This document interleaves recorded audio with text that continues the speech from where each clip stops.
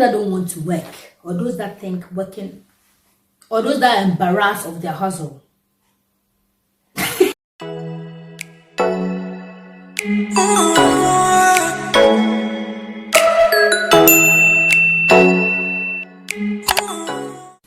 Hi, how you doing?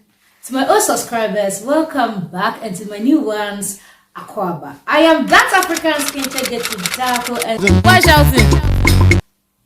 I'm going to cancel some of you on this, but it's from a good place. And those that are embarrassed of your hustle, I'm coming for you. Ask yourself this question: what did I do with this money?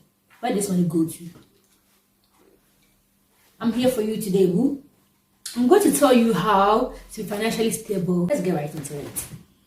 Disclaimer, real quick. I am not a financial advisor, neither do I have a finance background.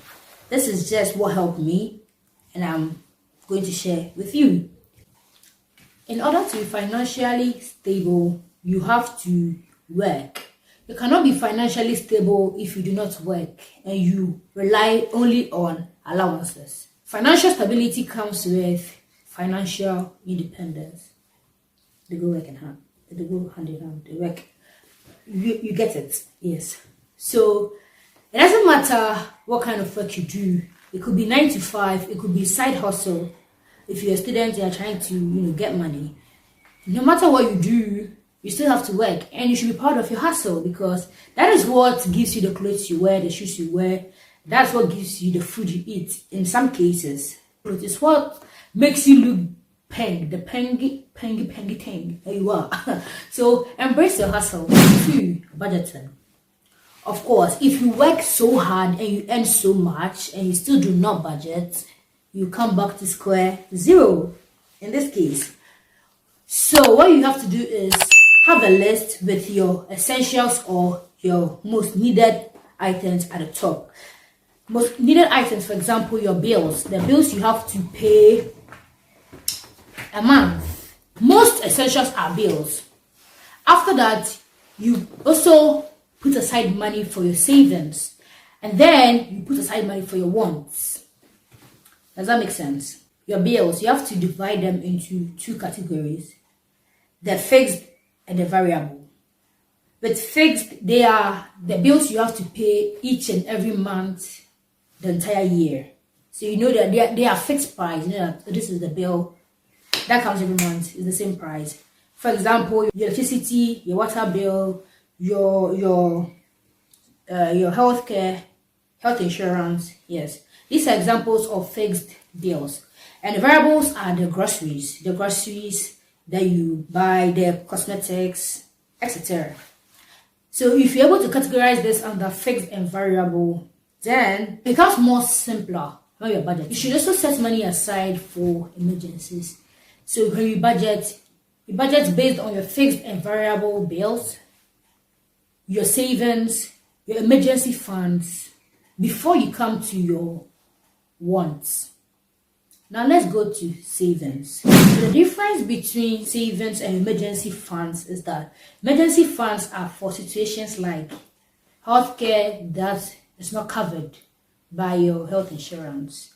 And savings are, like saving for long-term stuff. You can save for a house, for a car. But again, emergency funds falls under your savings. And I advise that if it's possible where you live to get 2 different or separate savings accounts by different banks, do it like that, so that you get a special place to put your emergency funds that you know they are untouched. These are emergency funds for emergencies only, and you get a saving that you're saving for like long-term things like your driving license, your new car, your new home, etc. Okay, so if it's possible you're allowed to get 2 different bank accounts by 2 different banks, do it that way. It's good to always have money that you forget about, just in case one day they're coming to you. So having 2 separate bank accounts helps, because just in case you go so broke, you have extra money to fall back. Okay, so have 2 separate bank accounts. But if not, you can also categorize your savings. So you have savings for school, you have savings for emergency fund, savings for maybe your license, savings for your other insurance, just to, if you split it, it helps also. So you know that this particular savings is for this particular thing. And that way, you are much more organized. So I'll put a picture of what I mean somewhere up on the screen so you get to understand. Number 4, buy in bulk. Okay, if you want to be financially stable, buy in bulk. Let me give you the tea. As a young adult trying to be financially stable, buying in bulk helps you so much in saving. And even when you don't have money, I have items to fall back on till I get money. It saves you stress and it saves you time and money. Let's say if you I will give you a dirty slap. Are you stupid? So for example, as a young woman, every month you go through your menstrual cycle. So once you buy sanitary pads, let's say you buy a supply of 3 months, it helps you avoid the stress of walking through and through to the shop, and it helps you save some money. 5, avoiding debt. As a young adult, avoid debt at all costs. Debts are not good. Like, do not even buy on credit in the first place. Make it an essential part of your life, or as a young adult, try not to buy on credit. If you do not have the money for something, avoid it. Do not buy things you don't have the money for. Buying on credit would let you lose lots of money, because some people, by some websites or whatever it is, you have to pay interest on every purchase you make using credit.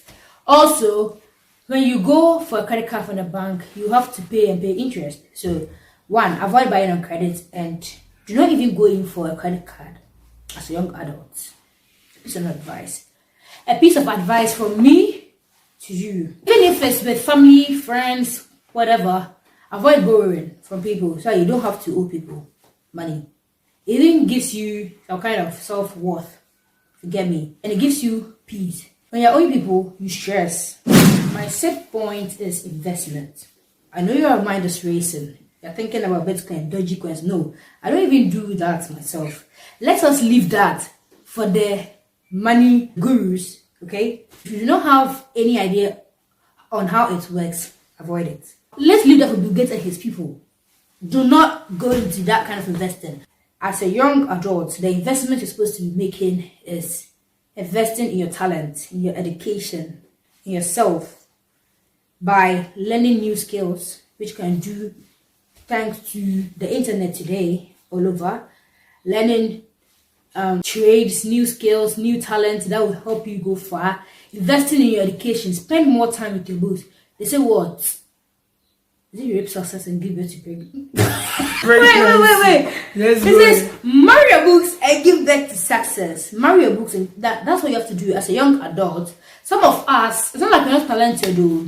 We just cannot do some of the certain works that are in this world. If you're like me, then you can't do pong. Please take a book serious. No, like, I'm saying this as a joke, but I'm serious. Some of us, we don't have the ability to do physical work. So what do? Take a book serious. My mistake me. You can't do physical work. I can't do physical work. Do this spiritual work. This spiritual work. But do me a favor, please. Get out of here. Physical labor. It's not physical labor. It's not physical work. I beg you. Don't come for me. Physical labor. Physical labor. Anyway, so yeah, invest in your talent, invest in your education, invest in your side hustle if you have one. But if you don't know anything about trading, Bitcoin, Forex, avoid that. Number 7, dealing with the immediate tomorrow. What do I mean by dealing with the immediate tomorrow?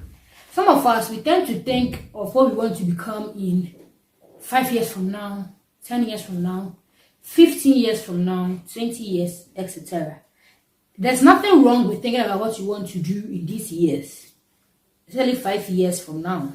But honestly, honey, you have your exams tomorrow. I'm not even learning. You're not even learning. Now you're thinking of becoming a billionaire in 5 years. Let's be real, like reality check here. Hello, I'm counseling you. But this is from a good place. Listen, honey. Look at the picture. Look at what is happening right now. I'm laughing because I've been there.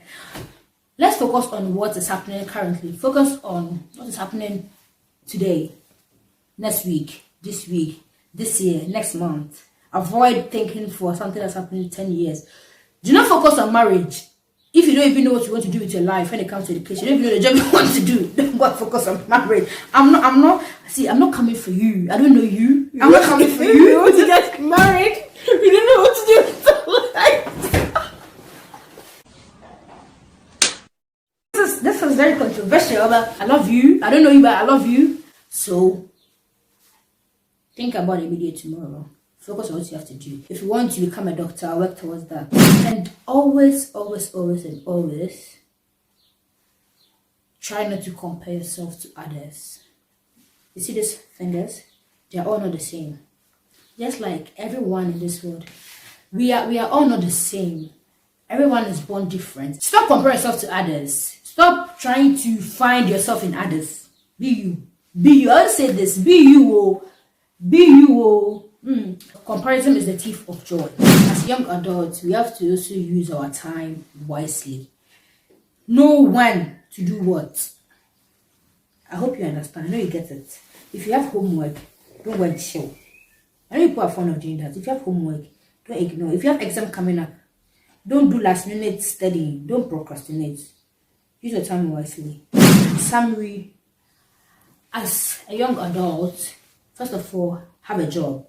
Or have anything that's giving you income legally.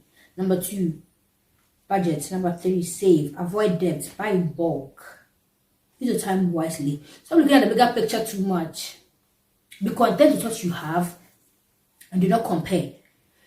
You see, when I say be content, I don't mean be comfortable. Don't intertwine the two. You can be comfortable, and being comfortable is you have small, but you don't want to work hard. You're like, yeah, the small, even if the small is not satisfying you, you're like, yeah, then I'm automating this. That is being comfortable. Being content is you have small, you are going for the small, but you are aiming higher. So be content, don't be comfortable. What the difference? Okay? I hope these tips that I've shared with you will help you gain your financial stability and independence. That one day you buy me a car. Thank you so much for watching. Subscribe to my channel. Subscribe! Okay? Please subscribe to my channel. Please share this video. Turn on the post notification bell to get notified each time a new video is posted. And like this video, leave a comment whether the tips were helpful. Let me know. I'll be grateful. And if you like this episode, let me know so I do more episodes like this, giving tips out to you. Before I go, be you, do you, know your worth, live life, and just the finest things in life. Love God and aim for space. I love you. God loves you most. Stay blessed. And I'll see you all on another video. Bye!